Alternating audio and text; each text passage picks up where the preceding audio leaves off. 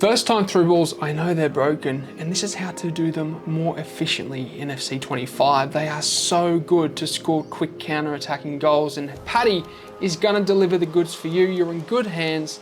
Let's jump into it. You need to be adding this pass to your game in FC25 so you can be creating easy goal scoring opportunities just like these out of pure nothing. This is the first time through ball. This mechanic has been in and out of the meta for the last few years, and in FC25 it's very strong. Even after EA has released several patches to try and nerf them, it's still very effective and consistent in the right moments. So what is the first time through ball? It's when a player plays a through pass immediately after receiving the ball without taking a first touch. So he plays the pass first time.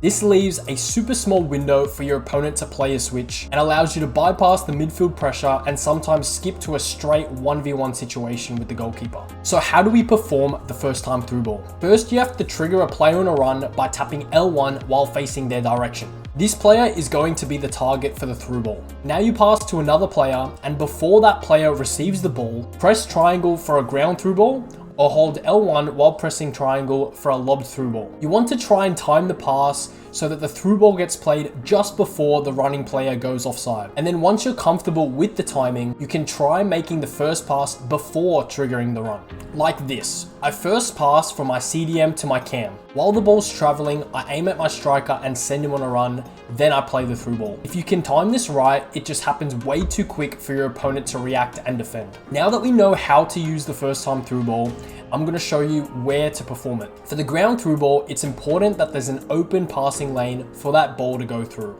This is why it's really effective to play the through ball from the striker to the winger or from the winger to the striker. This type of through ball, we're playing it just in between the space of the center back and the fullback.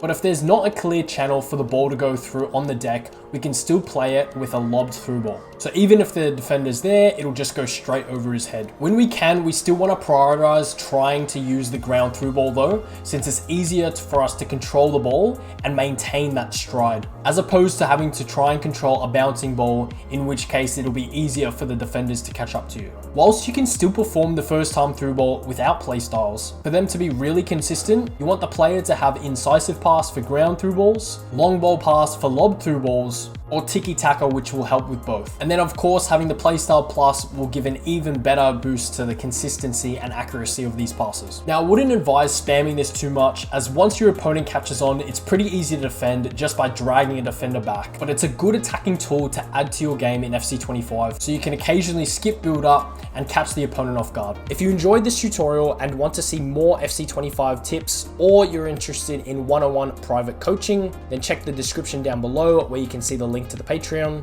Thanks guys for watching. Bye.